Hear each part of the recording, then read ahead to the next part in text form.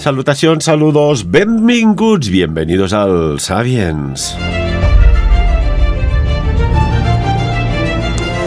¿Qué tal? ¿Cómo lleváis el desarrollo personal? En un mundo que siempre estamos mirando hacia afuera, ¿no? Y el día que nos miramos al espejo nos damos un susto y dices, ¿Usted qué hace en casa? Ah, no, si soy yo mismo.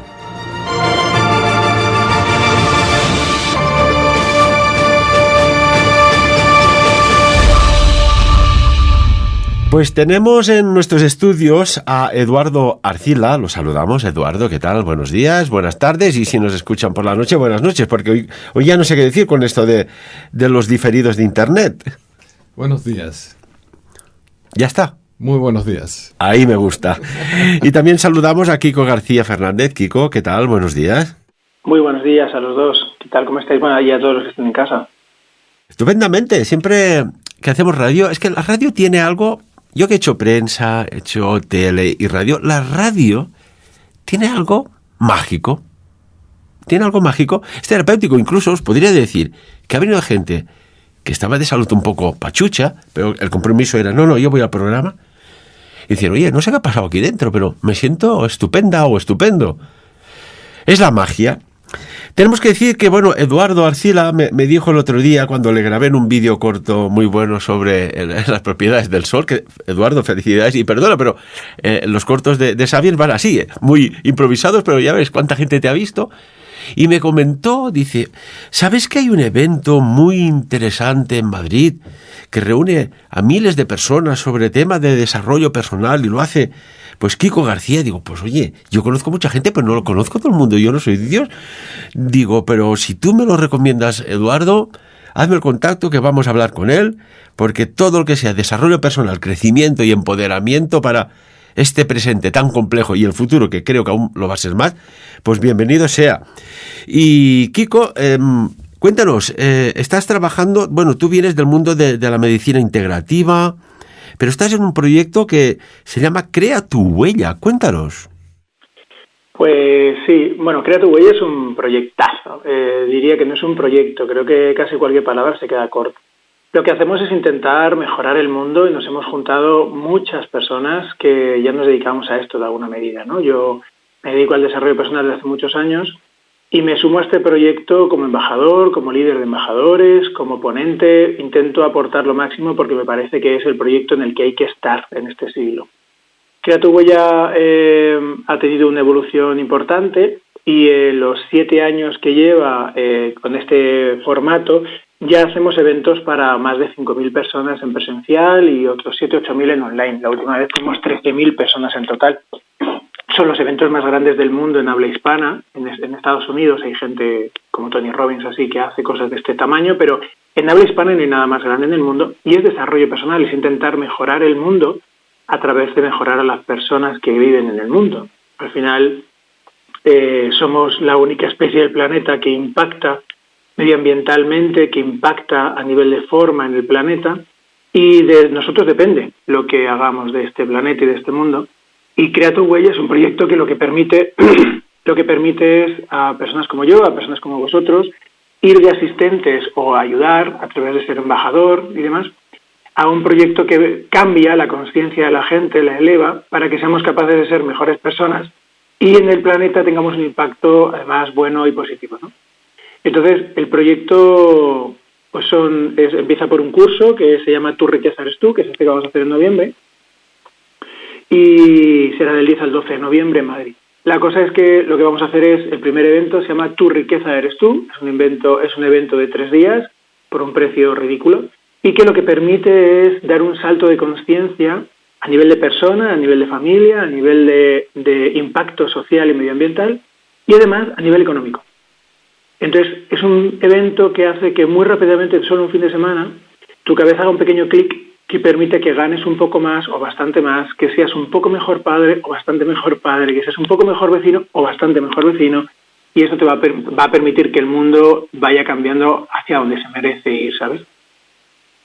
Muy interesante, ¿no? La verdad es que la finalidad es excepcional. Yo recuerdo, Eduardo y Kiko, que hace años en una conferencia habían unas 400 personas. No sé, me vino un flash, estaba arriba del escenario y me vino un flash y digo, ¿hay algún político aquí? Hice una pausa, estaba hablando de un tema. Digo, por cierto, ¿hay algún político aquí entre el público? Oye, solo había uno, y porque era amigo mío, por amistad, que vino a escuchar la conferencia. Y digo, ¿cómo puede ser que esto tan interesante, tan potente, tan útil, no hay en los políticos? Kiko, ¿tú te encuentras con esto también? Sí, el otro día, en medio de un curso en el que éramos 1.300, yo di un curso de 4 días de transformación personal, rompe todos tus límites se llama, y lo que hacemos es desmontar esas creencias que nos permiten avanzar en la vida, y yo di un pequeño segmento de 20 minutos para diferenciar desarrollo personal de espiritualidad, que para mí es la base de toda esta diferencia. Bueno, la cosa es que efectivamente no había ningún político, y te digo por qué, porque creo yo, claro, me permite a la audiencia que diga las cosas en primera persona como si fueran verdad, pero mi verdad es que hay un porcentaje grande de la gente de este siglo, y entre los políticos diría que es prácticamente todos, que estamos enfermos de tener razón. Para mí la enfermedad del siglo XXI no es ni la obesidad, ni la diabetes, ni la falta de moral, es que estamos enfermos de tener razón. Estar enfermo de tener razón, yo creo que todo el mundo conocemos a alguien que ha dejado de dudar de sí mismo. Esa duda primigenia cartesiana, esto ha desaparecido en muchas personas en esta especie de individualismo que promueve la sociedad. En el momento que tengo razón y diciendo no lo tiene, entonces yo tiro la basura donde quiero porque yo tengo el derecho y el de enfrente no. En el momento que tengo razón, discuto con mi pareja y no llego a medias. En el momento que tengo razón, dejo de aprender.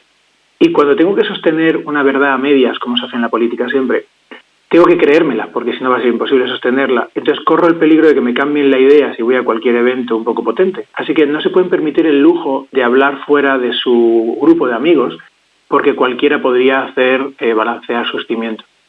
Yo me los imagino en Ferraz a los del PP o a los del PSOE, que creo que han cambiado ahora, en sus espacios, ¿no? Todo el mundo tiene razón, ¿no? Los del PP teniendo razón entre ellos y los del PSOE teniendo razón entre ellos, dándose golpes en el pecho, no tengo mucha razón, ¿no? Y los de Podemos igual, pongo los dos clásicos, pero estamos enfermos de tener razón en general, Ferran, y en política eso se nota mucho más. Entonces, la persona que quiere dejar de tener razón, sino acercarse un poco a la verdad, que son dos cosas muy diferentes, quien quiere ir acercándose a la verdad, lo que vaya es a cursos, a que le vayan limpiando un poco esos pensamientos educados, sociales y tal, o que simplemente están entre mis conocidos. Pero un evento como el que tú diste, con 400 personas, o los que damos nosotros con 5, 6, 7 mil personas, corres el peligro de aprender algo, y a quien está enfermo de tener razón no le viene bien. Pues la reflexión me encanta. ¿Compartes la opinión, Eduardo, de Kiko?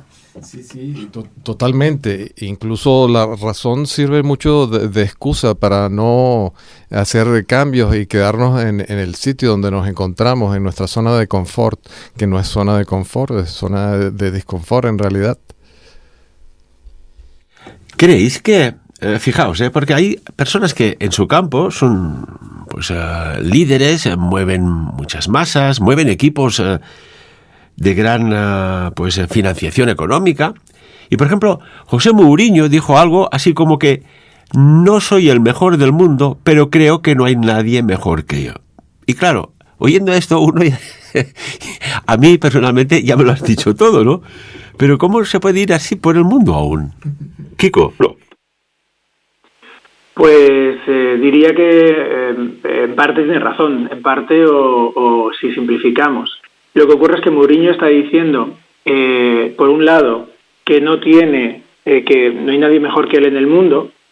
Por un lado está diciendo que es que no, que él es el mejor del mundo, que él no es el mejor del mundo quiere decir que no pone a nadie por debajo de sí mismo, y que tampoco hay nadie por encima de él quiere decir que no pone a nadie por encima de sí mismo, es decir, que somos todos iguales.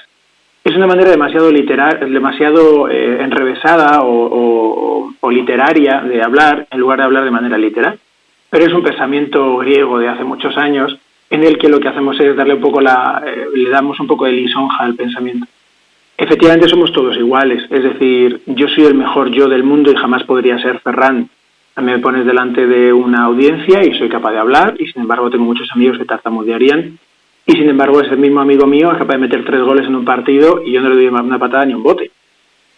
Entonces, efectivamente, no hay nadie mejor que yo, pero tampoco soy yo mejor que nadie. Cada uno tenemos nuestra habilidad y no podríamos decir que un oso es mejor que un águila, ni al revés.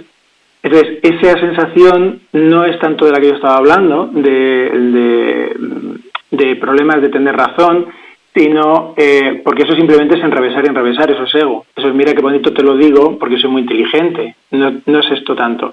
Tiene razón no con que me guste pavonearme, que eso ya será un delito de ego y moral, sino el hecho de que no somos capaces de vivir en sociedad porque solo vale mi verdad. Y esto es grave, porque entonces la política no llega a medios, porque entonces las relaciones personales no llegan a medios, porque entonces las obras sociales no llegan a donde tienen que llegar. Y esto sí es para mí un delito grave, el hecho de no aportar eso tan bueno que eres, ¿no?, que decía Mourinho, tan bueno que eres, sí para mí sería grave no poder aportar a la sociedad. Sí, Eduardo, dinos. Sí, bueno, muchas personas de alguna manera hablamos de una forma que va como a marear la perdiz, en vez de decir las cosas un poco más sencillas, que de una manera mucho más sencilla llega mucho más rápido. Yo la verdad no puedo comentar de Mourinho porque no lo conozco. Y, por ejemplo, ¿creéis que pues en los sistemas educativos actuales se fomenta pues lo que es el crecimiento personal, o simplemente pues se imparten unos contenidos y tienes que, a través de una evaluación, un examen, sacar un mínimo de nota para seguir adelante? Pero a nivel de desarrollo personal, que muchos padres lo delegan en los centros formativos, en las escuelas, y en realidad tendría que ser en las casas, ¿estaría bien implementarlo poco a poco o de golpe en los colegios, Kiko? Pues yo creo que aquí hay mucha tela que cortar. Si solo tenemos una hora, quizá no toca, ¿no? Pero haciendo un resumen un poco así sereno, diría que es muy diferente lo que es la formación de la educación. La formación es el colegio, la educación es en casa. Y el desarrollo personal, el desarrollo financiero, la espiritualidad, todo esto debería ser algo de educación y, por tanto, en casa. No recuerdo ahora quién decía que la educación es eso, Einstein creo que era, la educación es eso que queda cuando se te ha olvidado lo que estudiaste en el cole. Entonces, la educación es lo que pasa en casa, no lo que pasa en el colegio. Ahora bien, dentro de que las casas y los padres deberíamos hacer un esfuerzo educativo importante a través de transformarnos a nosotros mismos y que el ambiente sea mejor, para mí el problema del colegio, que por eso es tan importante cursos como el TRT o los que doy yo, es tan importante porque los colegios están todos obsoletos por un principio supernatural y súper sereno, y es que el colegio debería formarte para el futuro que vas a vivir y te educan personas de hace 40 años. Entonces, mis profesores no pueden educarme para mi futuro. Mis hijos serán, no sé, mecánicos de coches voladores. Nadie ahora mismo les puede preparar para esto. Mis hijos, no sé, tendrán relaciones monoparentales casi todas, con familias de 2, 3 o 4 hijos, en el que hay una nani en todas las casas. Pues puede ser. ¿Quién les educa para esto? O, no sé, no hace falta hablar inglés porque el ordenador te lo traduce todo, y que ahora ya hay maquinitas que te las pones en la oreja y te lo traducen todo, pues a lo mejor tampoco está hecho el inglés. Es que mis hijos no van a conducir, los coches serán autónomos. Entonces, los colegios están obsoletos desde que hace 25, 30, 40 años el mundo ha cambiado tantísimo. La diferencia competitiva de una empresa con otra hace 100 años era tener muchos trabajadores de color gris. Es decir, las máquinas hacían las cosas de manera repetitiva, entonces cuanto mejor era la máquina, mejor era la empresa, y luego tienes una serie de operarios que hacían como máquinas, toco botón, toco botón, toco botón, toco botón, y se repetían las cosas. Y esa era la diferencia competitiva en las empresas hace 100 años, y por tanto los colegios debían de ser constructores de personas grises. Niños que están puestos en fila, sin hablar entre ellos, poniéndose de pie cuando entra el profesor, repitiendo la misma tarea 150 millones de veces, preparando un cerebro para repetir. Por supuesto que el colegio, como durante muchos cientos de años el mundo ha cambiado tan despacio, la vida de tus hijos era como la de tus padres o tus abuelos, y por tanto, por supuesto, era lógico que se pudiese educar. Pero a día de hoy no se puede educar bien porque los profesores están obsoletos porque están educando a niños para un siglo que cambia tan deprisa que no hay manera de enseñarles. A día de hoy la diferencia competitiva de las empresas no son niños y por tanto no son adultos grises, son adultos de colores. Google, Facebook, da igual, la empresa que te cojas un poco grande, da igual la que te cojas, lo que quieres son trabajadores de colores, personas con imaginación, personas con autoestima, personas con capacidades de liderazgo, con lo que se llaman las empresas las soft skills, las habilidades suaves. Entonces, empresas como Indra, Olintia, empresas como Telefónica, empresas como, no sé, la que quieras, van a contratar personas que tienen liderazgo y capacidades y habilidades sociales. Esto no te lo puede enseñar tu profesor porque no lo tiene. Es imposible completamente. Y eso a nivel de desarrollo personal, que ya es grave. Es decir, estamos intentando que los niños sigan siendo como sus abuelos, aunque su trabajo no les va a permitir esto. Por eso hay paro. El paro no es porque no haya trabajo, porque hay un montón de empresarios, yo estoy en muchos grupos de empresarios que estamos buscando trabajadores y no encontramos. El problema es que las personas no están educadas para el siglo en el que estamos viviendo. Esto, permíteme, Kiko, esto es una paradoja, que, por ejemplo, en España el paro esté tan elevado y faltan personal por todas partes. O sea, es como un misterio, una paradoja. ¿Dónde está el fallo aquí? Si es que hay fallo. No, el fallo es que nos educan personas que tienen 40 años más que nosotros que no se adaptan al siglo que viene. Nadie te puede enseñar el futuro, te puede enseñar el pasado, pero esto cambia a tal velocidad que ahora el pasado ya no vale. ¿Qué te va a enseñar tu padre a utilizar los niños enseñan a los padres a su nuevo siglo?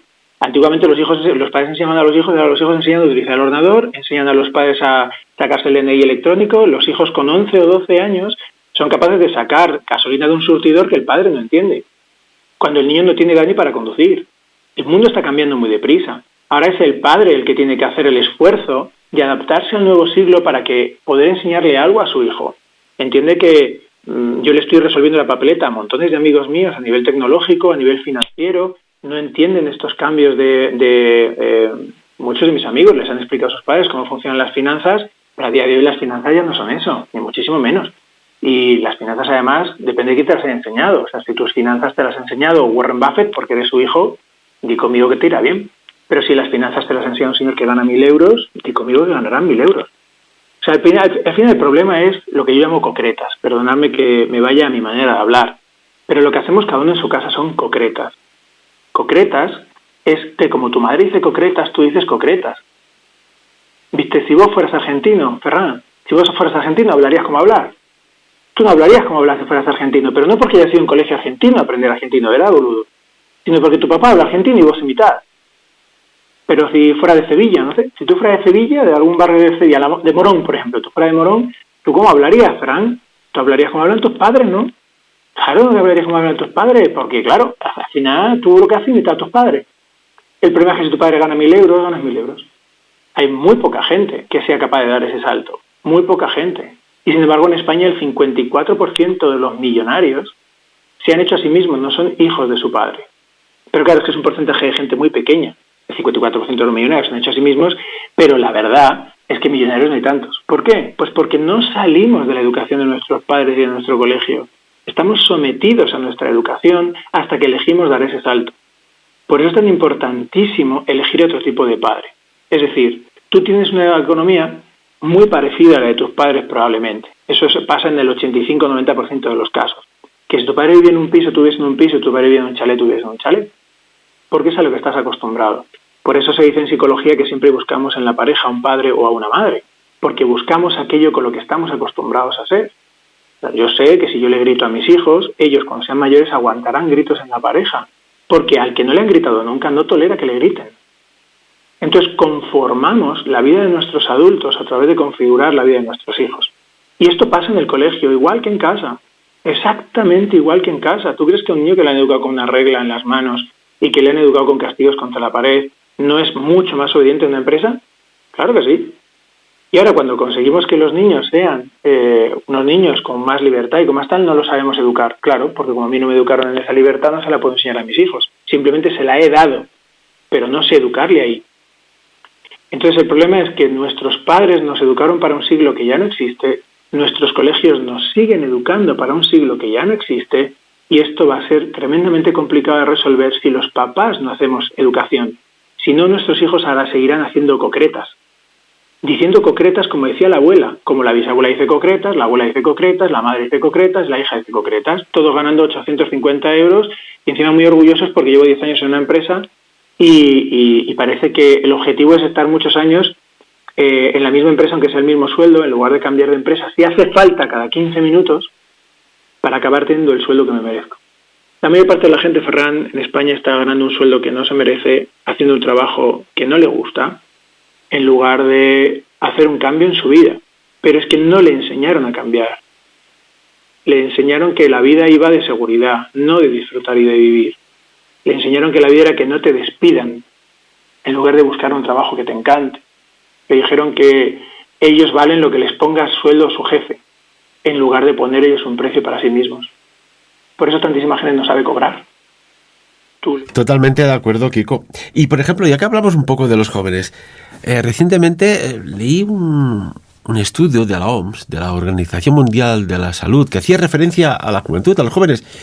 Y, si no recuerdo mal, entre un 10 y un 20% de los jóvenes los adolescentes, tienen o sufren algún tipo de salud mental a nivel de comportamiento. Y por eso, pues los centros de salud mental están prácticamente saturados en adolescentes, me refiero. ¿Qué está pasando aquí? Pues están pasando tres cosas. La primera y más importante tiene que ver con que ahora eso se estudia. Si tú preguntas a tus abuelos, a tus bisabuelos, a tus tatarabuelos, en el pueblo había un montón de gente sufriendo y sufría en casa, castigado, había un montón de gente absolutamente fuera de la sociedad y además había una cantidad de gente enorme en los pueblos de los que nadie se enteraba de nada. Había más violaciones que ahora, lo sabemos, esto está más que estudiado y sin embargo ahora salen más en televisión, los datos son de otra manera y pasa exactamente igual con la cantidad de problemas psicológicos. Han aumentado, pero sobre todo es que ese aumento está muy tipificado, muy medido y muy en estadística. Eso es lo primero que pasa. Es decir, es como para alarmarse, pero no sé si hasta esa medida. Lo siguiente que pasa tiene que ver con el hecho de que ahora todo eso tiene nombre y la persona le puede poner un nombre. Cuando tú pasas por un proceso emocionalmente más o menos grave, lo que ocurre es que si tú no le pones un nombre, ese proceso desaparece. Es decir, lo estoy pasando mal porque he roto con mi novia y yo llevo casi un año y para todo el mundo eres un flojo. Y lo que te falta es que un clavo quite otro clavo y además le gustas a María, pues vete con María, aunque solo sea durante un tiempo. Y esas eran las soluciones de antes. Esa persona un año más tarde, con María o con otra, un clavo quita otro clavo. Si tienes la desgracia que durante ese año alguien le pone nombre y tienes un proceso un episodio depresivo mayor, o tienes un proceso ansioso depresivo, o el problema es que, da igual cómo lo llames, que cada persona tiene su variante, lo que va a ocurrir es que de eso se te va a medicar, se te va a tipificar, se te va a poner un tratamiento, puede que se te dé una baja, tienes el San Benito, yo es que soy una persona depresiva, y automáticamente ese soy acaba de cambiar por completo tu vida. Por completo. Esa persona seguirá toda la vida creyendo que soy, como si no pueda salir de ahí, como soy Fernández. Exactamente igual. Y luego pasa otra cosa, y es que a esa persona no se le dan soluciones prácticas, se le dan todas soluciones teóricas, absolutamente teóricas. Yo recuerdo, yo estaba en un colegio privado y pasé a un colegio público y entonces saqué como 9 sobresalientes y 2 suspensos. Venía de un colegio técnicamente muy cualificado y me fui a otro colegio público un poco menos cualificado, las asignaturas, digamos, troncales, pero no le eché ni un minuto. No le eché ni un minuto porque yo iba al colegio hasta las 5:30 de la tarde, a las 6, y luego tenía baloncesto y luego ya me iba a duchar, los deberes y tal, y a dormir. Y entonces, cuando fui al colegio público, el instituto público, terminaba a las 3, tenía toda la tarde libre, prácticamente no tenía tareas, y tenía baloncesto 3 veces a la semana, pero claro, no igual. ¿Qué ocurrió? Que yo no sabía gestionar esa cantidad de tiempo libre, y entonces suspendí 2. Música y dibujo, básicamente porque no le eché las horas que requería la música y el dibujo, que eran asignaturas que para mí eran más o menos nuevas. Mi madre lo que hizo fue apuntarme a 2 equipos de baloncesto diferentes. Me dijo, no tienes madurez para gestionar tanto tiempo libre y estás acabando por no hacer nada. Así que llénate el tiempo, que no te preocupes, que en cuanto llenes el tiempo te gestionas bien. Efectivamente, me apunto a 2 equipos de baloncesto y un trabajo pragmático. Si a mí se me hubiese metido en un psicólogo a intentar encontrar la raíz del problema y mi bajada de autoestima, yo seguiría ahí suspendiendo, porque no hubo una solución práctica. Entonces, por supuesto a favor de los psicólogos, por supuesto a favor de los coaches, trabajo con ellos, son compañeros míos, pero siempre con una exigencia hacia ellos. Yo dirijo un centro médico y una exigencia hacia ellos de que haya siempre una aplicación muy práctica de todo lo que se diga. No se le da a nadie un diagnóstico que no tenga una solución práctica. Entonces, en este siglo de teoría y de ciencia, y la OMS dice, y el otro dice, y el no sé qué dice, le llenamos la cabeza a la gente de datos que no tienen práctica ninguna. ¿Sabes lo que sabe un chico que acaba de salir de la carrera y que se ha especializado en radio? ¿Sabes lo que sabe de radio, Ferran? Lo mismo que tú. Y sin embargo, no podría hacer este programa. Porque la teoría no vale de casi nada. Más vale un gramo de práctica que un kilo de teoría. ¿Crees que, creéis, también te lo pregunto a ti, Eduardo, de que hoy día, fijaos, ¿no? A los padres o incluso el que está estudiando, que también trabaja para pagarse la carrera, acabas la carrera y resulta que, pues casi que no tienes nada si no tienes un máster. ¿Es que acaso las carreras han quedado en cierta medida obsoletas? ¿Qué está pasando aquí, Kiko? Bueno, a mí eso es un tema que me interesa mucho. Yo tengo 6 títulos universitarios y entonces un día me di cuenta, había un dato, salió en El País, esto lo leí en El País en este caso, leo mucho, y el País daba un dato que decía que cada vez menos gente estudiaba carrera. Había habido un pico grande que fue justo en mi generación, yo soy del 81, y la gente del 80 al 84, todo el mundo estudiaba carrera, y entonces hasta había empezado a decrecer porque la gente se había dado cuenta, sobre todo después de la crisis de 2008-2009, que la gente ganaba dinero aún sin carrera, incluso mucho más dinero la gente que no tenía carrera. Y que el paro no diferenciaba entre carrera y no carrera, y por tanto había la gente empezaba a estudiar menos. Y sin embargo, habrían más universidades y se hacían más carreras y más máster. O sea, y entonces, ¿qué es lo que ocurrió? Que hay un sector de la sociedad que no estudia carrera ni máster, y son profesionales, son bomberos que necesitamos, ebanistas que necesitamos, cerrajeros que necesitamos, fontaneros que necesitamos, albañiles que necesitamos, jardineros que necesitamos, buenísimos y que ganan la vida muy bien, y otro sector de la sociedad que quiere estudiar carrera, pero ya no vale una.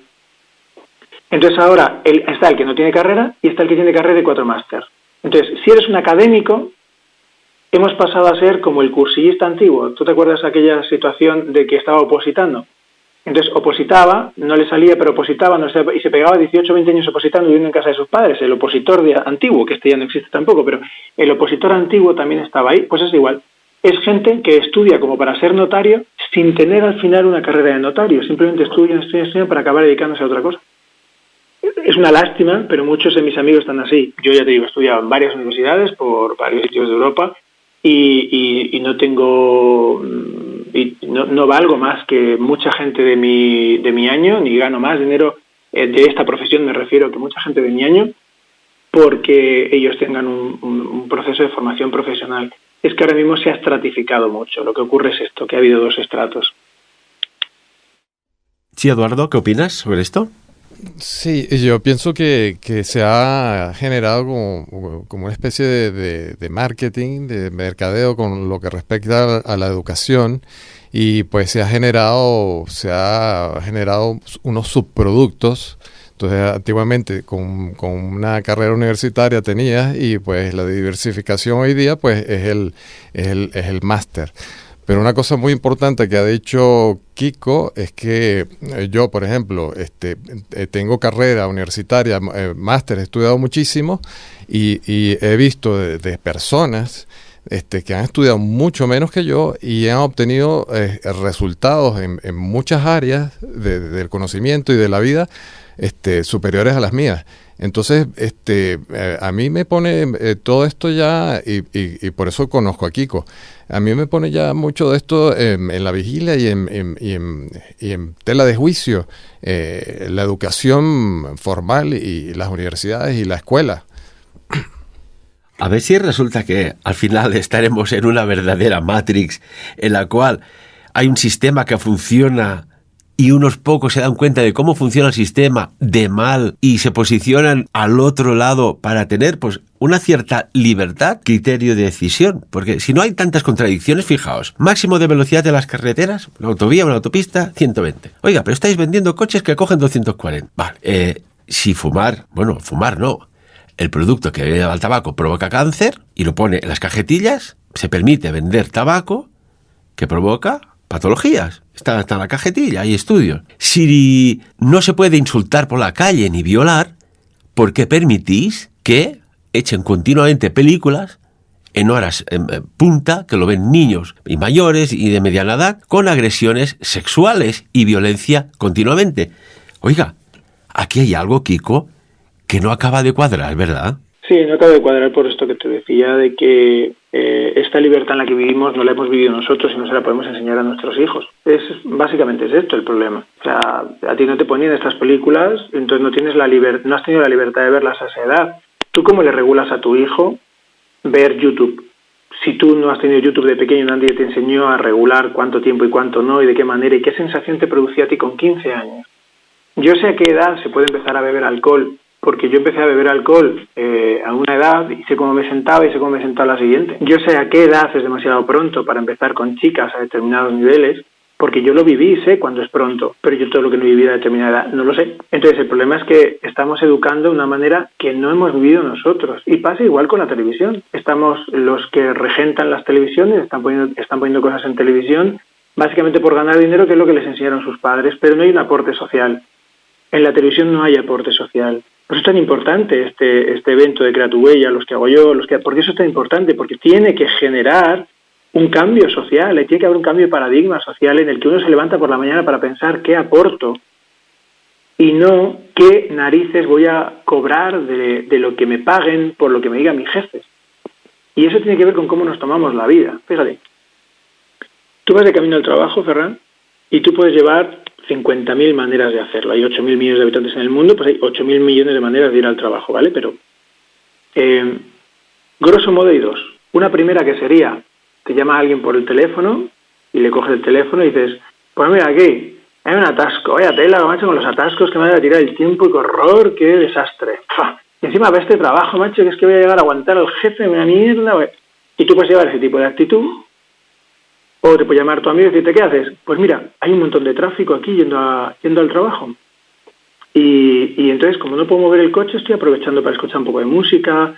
Ayer, por ejemplo, que también tenía tráfico, me puse un curso de inglés. Pues aquí, aprovechando los espacios que me da la sociedad en la que vivimos.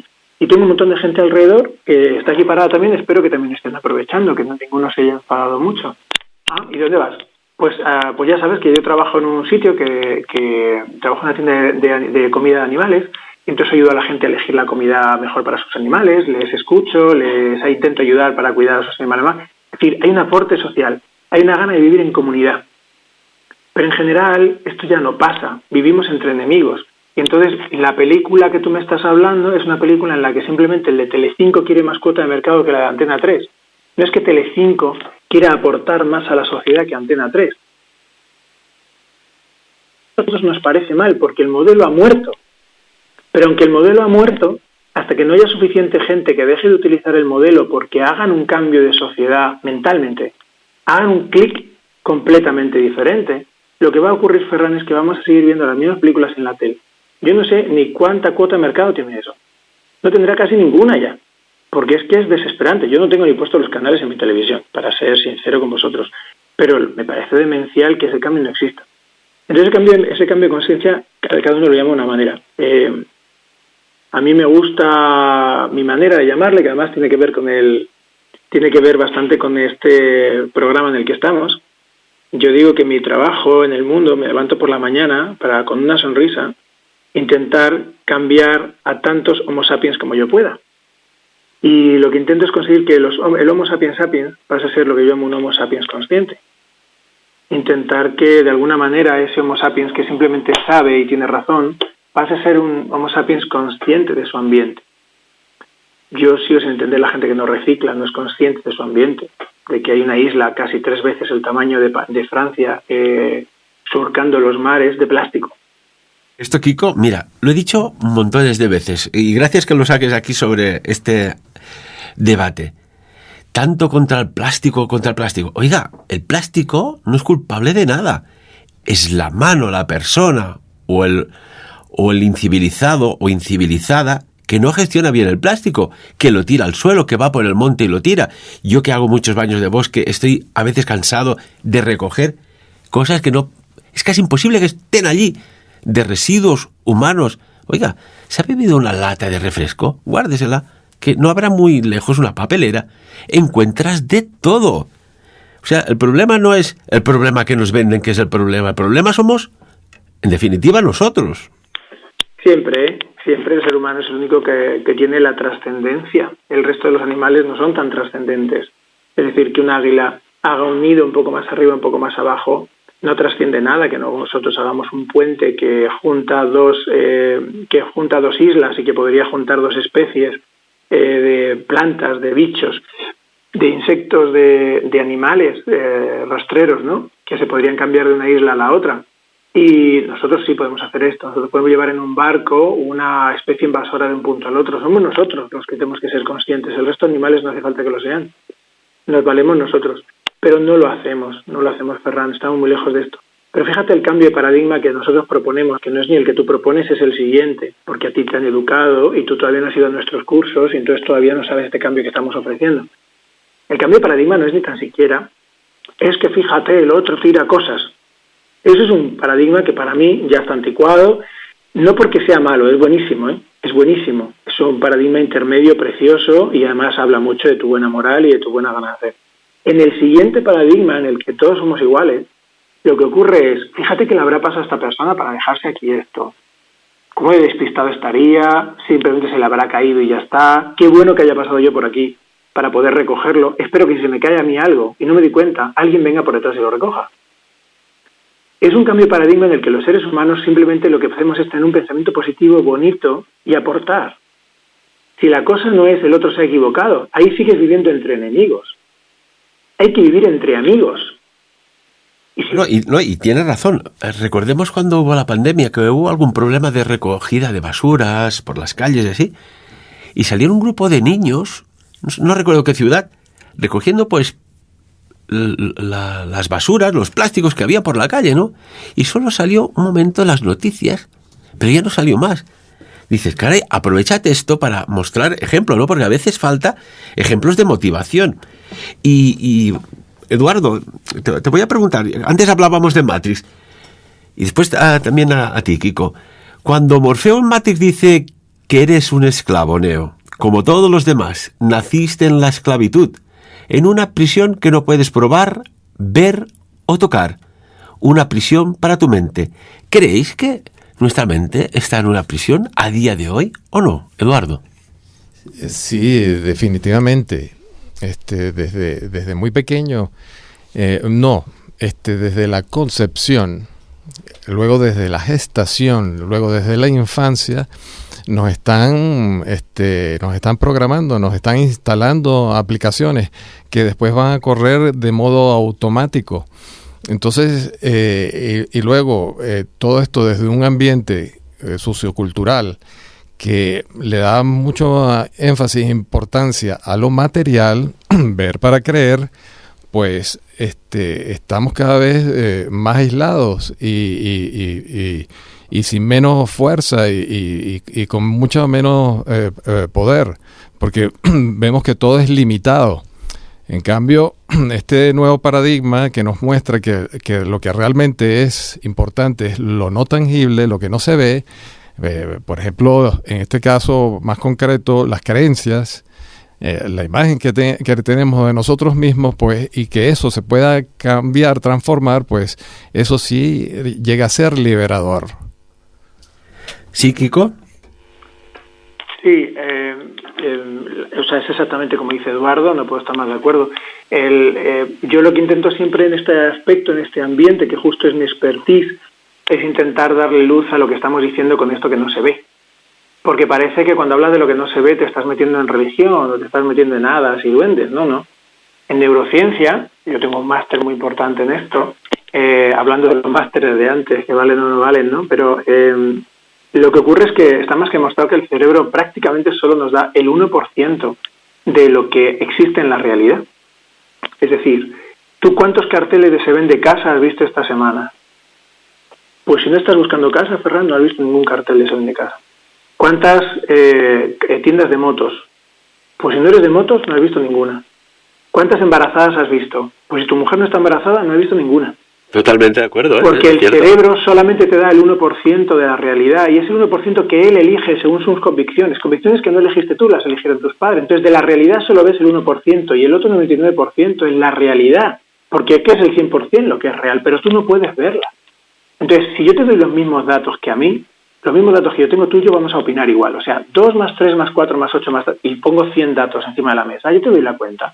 Tú tardarás 1 minuto, 1 hora, necesitarás papel o una calculadora, pero vamos a sacar los mismos datos tú y yo. Pero si de esos 100 números tú ves un 6 y yo veo un 24, no nos vamos a poner ninguno de los dos de acuerdo en la vida. Cuando hablamos de que lo que no se ve, de las soft skills, de todo esto, lo que hablamos es de la aceptación, de que no tengo razón porque me faltan los datos. Entonces, yo tengo 6 títulos universitarios, dirijo 2 empresas, soy embajador en una. Yo he escrito un libro el año pasado que ha sido bestseller en Amazon. Este año pasado me han dado 3 premios, no sé cuántas cosas. Yo tengo una vida súper llena, mis hijos, mi familia, mis amigos. Yo tengo una vida súper bonita. Gasto el tiempo en la vida de los demás. ¿Por qué? Pues porque cuando uno está como muy bien colocado, lo que quiere es aportar. Ese nuevo paradigma nace de que uno sabe que está todo bien colocado y te puedes aportar. Pero ¿qué es lo más bonito de todo esto? Que si yo soy consciente con todo lo que he estudiado, si yo soy consciente de una vida que me va bien, que solo veo el 1%, y por tanto estoy todo el rato apalancándome y ayudándome de otras personas, haciendo equipos, ¿cómo va la gente por ahí con esa sensación de tener razón? Es que no lo entiendo. A mí eso es lo que me cuesta entender. Es decir, hay un ejemplo, yo lo pongo siempre igual, pero ¿el hombre va a la luna? Y entonces hay gente que te contesta, claro que sí, ¿no? El hombre va a la luna. Y te pregunto luego, ¿el hombre va a la luna o había 1.800 tíos ahí metidos para que 3 llegasen arriba? Somos un equipo hasta que no haya por lo menos 100 personas, no vemos el 100% de la realidad y siempre y cuando cada uno veamos un trozo no queramos todos tener la misma razón. Tú metes a 10 personas, Ferran, en una habitación y van a hacer 2 grupos de 5 súper rápido y va a igual el tema, van a hacer 2 grupos de 5 o de 6 y 4, se van a poner a discutir. Y esa es la naturaleza del hombre, del sapiens del siglo pasado. Y el sapiens de este siglo tiene que llegar a medias. En el sapiens de este siglo sabe que no tiene razón, que tiene que hacer equipos.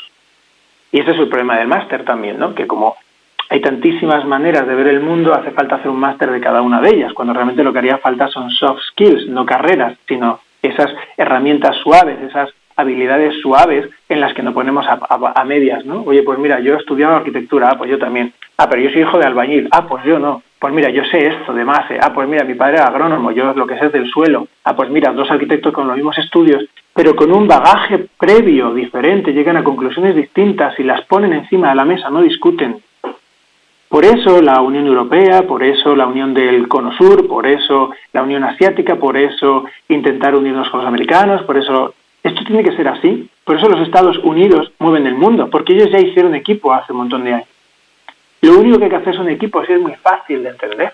Entonces, todo el que está en la Matrix, que decíamos, es gente que sigue anclada a una verdad que ya no existe, que ya no es útil, no es funcional, pero están metidos en su verdad y esa es la Matrix, la verdad de cada uno. No es que estemos conectados por el pelo de la nuca. Es que vives en una verdad que sale del 1% de la realidad. ¿Pero qué verdad va a ser esa? Ninguna. Por eso es tan importante el TRT de noviembre. El 10, 11 y 12 de noviembre nosotros le vamos a cambiar gente con muchísimo expertise, gente con una habilidad de comunicación enorme, gente que de verdad, las personas capaces, las personas adecuadas van a estar cambiando de la cabeza a 10, 15, 20.000 personas, más o menos entre 5 y 7.000 personas iremos en presencial y el doble más o menos o el triple en online. Se puede ver desde América Latina, se puede ver desde todas partes, que la gente que se lea mi libro, La Madriguera de Galicia, que se llama así por supuesto porque es mi manera de llamarle a la Matrix, ¿no? Lo que intentaba el señor Carroll de contarnos en su libro cómo estamos todos viviendo en una Matrix siempre y cuando nos salgamos de la madriguera del conejo en la que nos hemos metido. Entonces, hay muchas maneras de llamarlo y hay muchas maneras de hacerlo, pero la verdad es que estás en una verdad que no es verdad. Mira, permíteme, Kiko, ahora que hablas, y es verdad, que tienes toda la razón de decir esta verdad. Cuando hablabas de la luna, fijaos hasta qué punto la manipulación llega a, no sé, ¿con qué finalidad? A veces es que hasta tienes que pensar lo contrario de lo lógico para acertarlo. Pero en la luna hubo en un momento dado, Stanley Kubrick, que hizo unas declaraciones a un medio de comunicación que le costó la vida y dijo que todo aquello fue una farsa, que él fue el artífice de la decoración del escenario como buen productor y director de cine, pero que no se había ido a la luna, que todo fue un auténtico montaje. Y dices, oiga, ¿por qué no? ¿Y para qué? ¿Hasta qué punto llega la mentira? Y si nos vamos a día de hoy, estamos viendo una serie de conflictos que cada vez parece que están más cerca, que dices, oiga, ¿qué está pasando realmente aquí? ¿Fallos de seguridad?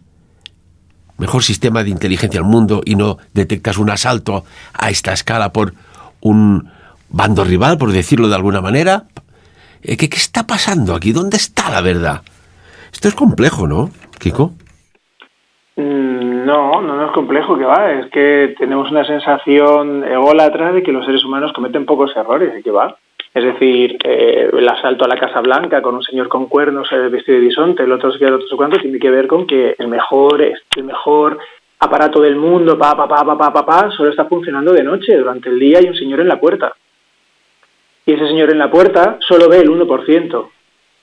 Y así hacemos magia, ¿eh? Yo hago magia desde que soy pequeño, es una de mis aficiones, y hacemos magia, ¿sabes cómo te engaño cuando hago magia? Porque sé que solo ves el 1%. Es hiper fácil.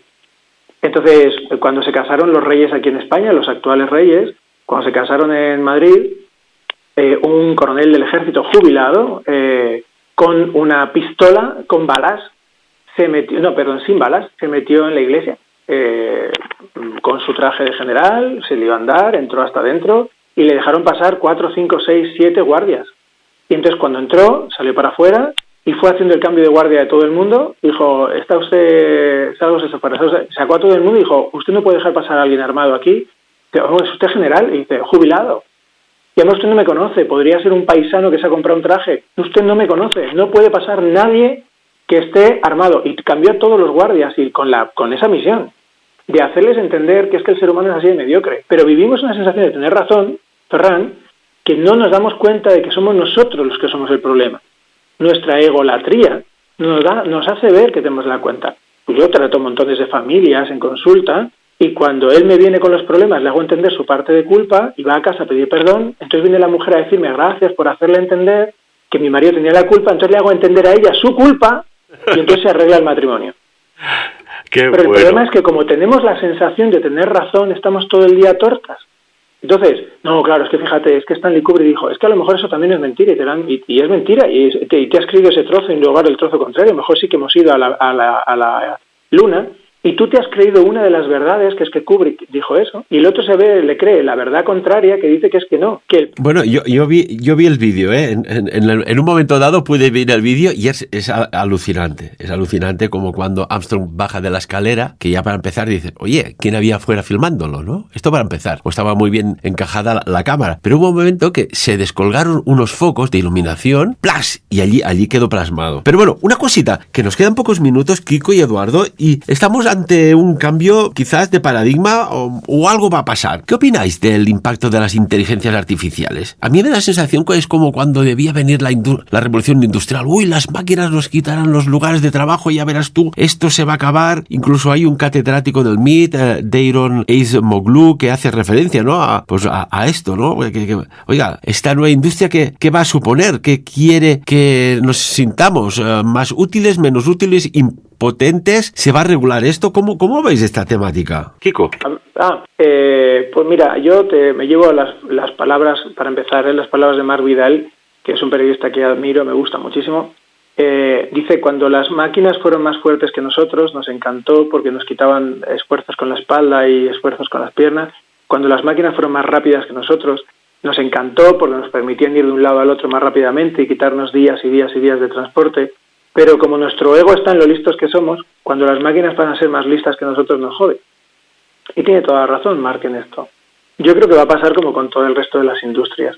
Cuando se inventaron las máquinas de vapor, pues lo primero que pasó fue que murieron no sé cuántas personas en accidentes. Unos quemados, otros aplastados, otros con la mano metida entre las bielas o entre las partes móviles, hasta que se determinó cómo se hacía aquello.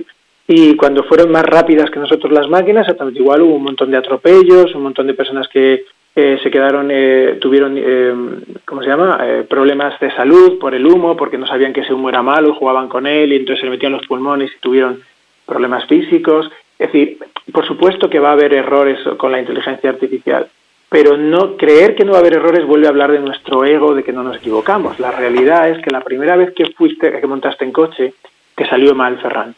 La primera vez que montaste en bici te salió mal, Ferran. La primera vez que hablaste en público te salió mal, Ferran. Y la primera vez que trabajamos con inteligencia artificial nos va a salir mal. La pregunta no es esta, la pregunta es si a futuro, como todo el resto de las evoluciones, nos ha venido bien. Por supuesto que sí. Ahora, ¿dónde veo yo el problema? En que las personas que tenemos gobernando y gestionando esto no son las adecuadas, porque tienen ese ego del que hablábamos antes.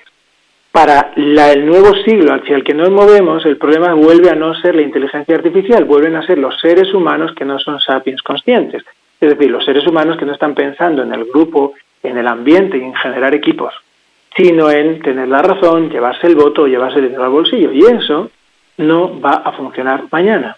Entonces, la inteligencia artificial, bienvenido sea, quienes la están gestionando hoy, probablemente no. Sí, Eduardo, ¿qué opinas sobre las IAs y ante el panorama que se nos avecina? Incertidumbre, ventajas o lo que dice Kiko. Por eso este evento formativo, Tu riqueza eres tú, es tan importante. En un mundo en que ya la información la tienes a un clic y que el razonamiento te lo puede dar una máquina, pues ahora hay otros aspectos del ser humano que la máquina todavía no tiene y que podemos ahora empoderar y desarrollar y ya no darle tanto tiempo y tanta importancia a estar adquiriendo información. Tendremos mucho más tiempo ahora para dedicarnos a todas estas cosas. Y mientras, pues, habrá muchos, como dice Kiko, pues habrá muchos atropellamientos, habrá mucha gente que no se adapte. Yo me identifico mucho con el yoga, justamente por la flexibilidad.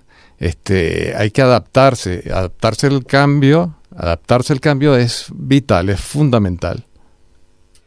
Imaginaos, ahora me venía al pensamiento, no hace mucho, había una persona que hizo un examen y bueno, entrega el examen, el profesor lo revisa, pone la cualificación y llega el momento de dar los exámenes y se lo queda mirando.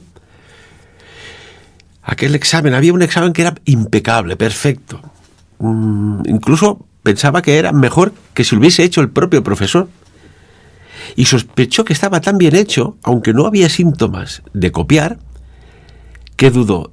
Y al final resulta que el alumno, en el examen, pues con estos artilugios tan diminutos que hay, que son imperceptibles a la vista, y si tienes el pelo largo, queda tapado el oído, le hizo las respuestas una inteligencia artificial. Y pregunto yo, Kiko, ¿hasta qué punto la inteligencia artificial nos lo hará todo? ¿Y hasta qué punto será benefactor o no? Claro, te digo, ¿a quién no te le pondría esto a ese chico? ¿Perdón? ¿Te dirías que ese chico ha copiado o está respondiendo como va a responder en su siglo? Es que él en su siglo va a responder así. Es que el problema es que volvemos a examinar a los niños de cosas que no tenemos que examinarles, que es que esa información ya está en el ordenador, que no hace falta saber que la guerra contra Francia empezó en 1808, que es que esa información solo vale para ser el más listo de la mesa. No tiene aplicación práctica. Eso ya está en Internet. Entonces, volvemos a la Matrix, ¿no? Cuando a Neo o a su equipo de Morfeo, etcétera, o Trinity, le cargan el programa. Oye, tengo que conducir una moto, cárgame el programa. Y pues decir, oye, tengo que hacer una traducción simultánea, cárgame el traductor. O sea, vamos a ir ahí al final, ¿no? Claro, maravilloso. Si lo que es interesante, yo estudié en Estados Unidos y te puedo decir perfectamente, y yo, no solo yo, Eduardo, y tú, probablemente cualquiera de los que hablamos inglés, no sé cuántos de nosotros tenemos un trabajo mejor porque hablamos inglés, prácticamente ninguno. Lo maravilloso de aprender inglés no fue saber inglés. Yo me fui a Estados Unidos y no recuerdo el momento en que aprendí inglés. No recuerdo el momento en que aprendí a decir silla o perro o coche. Lo que recuerdo fue la experiencia entre personas, la experiencia en la naturaleza, la experiencia con el deporte. Mis hijos irán a estudiar a Estados Unidos, si Dios mediante, pero no para aprender inglés, sino para tener la experiencia de vivir solos, la experiencia de sacarse las castañas del fuego con 15 o 16 años, la experiencia de vivir fuera de casa, de no tener, de tener que gestionarse las cosas, de un montón de amigos nuevos, un país nuevo, una cultura nueva, enfrentarse a nuevos paradigmas sin tener razón. Eso fue lo que a mí me valió de vivir en Estados Unidos. No aprender inglés, si te lo traduce todo el ordenador. Entonces, que seguimos con paradigmas antiguos. Ese chico tendría que sacar 2 dieces. Uno en el examen y otro en tecnología. Porque ese chico ya está adaptado al siguiente siglo cuando el resto de sus compañeros están intentando adaptarse al profesor. Pero si ese profesor a lo mejor es el peor de España, hay un ranking, seguro que no, mejor no es. Entonces, lo que ocurre es que estamos intentando ir en contra de la evolución. Todos los que han intentado eso antiguamente se han quedado atrás, es decir, los que no querían la revolución industrial no se acuerda nadie de ellos, no sé si lo sabéis, los que no querían las transformaciones energéticas nadie se acuerda de ellos, los que no querían, decían que el móvil nos iba a freír el cerebro, no se acuerda nadie de ellos. Es decir, todo esto ya no existe, esas personas ya no existen, estamos educando a nuestros hijos para el siglo pasado. Pero vamos a ver, ¿tú te acuerdas de lo que estudiaste en el colegio? No. Lo único importante de tu colegio fue aprender a estar sentado, aprender a respetar al profesor, a trabajar en equipo, a ser paciente, a estar en silencio, a la escucha activa. Todo eso sí es interesante. Las soft skills, que lo que no podrá hacer una máquina nunca, pero que puede hacer una máquina que lo haga la máquina. Esto es como si pusiéramos a los niños a correr como si no hubiera coches. O si no te compras un coche con el balones eléctrico. Pero vamos a ver, vamos a dejar de examinar a la gente a cómo se baja ¿cómo se llama? Una ventanilla con la maneta. No, te voy a hacer un examen a ver cómo se baja la ventanilla con la maneta. Miren, no voy a conducir un coche nunca que tenga maneta. Nunca, no lo voy a volver a conducir. Es verdad. Entonces, deje de examinarme, de hacer matemáticas en un papel, que eso ya no existe. Es que no me lo va a pedir nadie en mi vida real. Nadie me va a pedir esto. Me está usted examinando para un siglo en el que se trabajaba con pizarrín. Es que no tiene sentido. Y además es increíble, en Madrid hay colegios públicos y colegios de 1.100 euros mensuales. En los de 1.100 euros mensuales ya no enseñan a escribir papel y lápiz de esa manera. O sea, escribir sí, porque está más que entendido que el desarrollo de la mano a nivel neurocontrol motor activa el área frontal y prefrontal, que son las de las decisiones, y somos capaces de mejorar a través de escribir con la mano. Entonces, lo que sabemos que funciona y que hay un proceso de neurodesarrollo bueno, sí se hace, pero lo demás no. Y por eso es tan importante que los papás sigan yendo al cole. Mira, los libros de los papás son los periódicos. Los papás dejaron de estudiar y ahora se estudia a través del periódico. Ya no estudias historias, estudias actualidad. Ya no estudias teoría económica, estudias valores, estudias bolsa y estudias el IPC. Entonces, los papás tendrían que estar leyendo el periódico. Ya no se lee tanto periódico tampoco, está más que demostrado y por eso cierran. Pero lo importante es que los papás tienen que estudiar hacia dónde va el mundo. Y esto casi nadie es capaz de saberlo. Y tanto que sí. Y nos quedamos aquí, amigos míos, es que se nos ha ido literalmente el tiempo. ¿Cómo me gustan estos diálogos de gente enriquecedora, de sabios? Eduardo Acila, gracias por estar con nosotros y brindarme la oportunidad de conocer a Kiko García Fernández. Kiko, también, muchísimas gracias por estar en Sapiens. Sí, lo que espero es verte en el TRT en noviembre. De esas entradas tuyas me encargo yo, te invito. Te lo agradezco, pero tengo la agenda literalmente en otro formato, supongo, como la tuya, literalmente colapsada ya. Si lo hubiese sabido hace 4 meses atrás, quizás, como dice la canción, estaría ahí. Pero aunque no esté, mi corazón, mi pensamiento y mi ilusión está con el exitazo que vais a tener en vuestro gran evento, de verdad. Padre que queréis ser y en la persona del futuro que queréis ser. Amigos, repito, muchas gracias. Y compañeros, compañeras, amigos de Sapiens, como siempre, de lo dicho aquí, que cada uno saque sus propias conclusiones.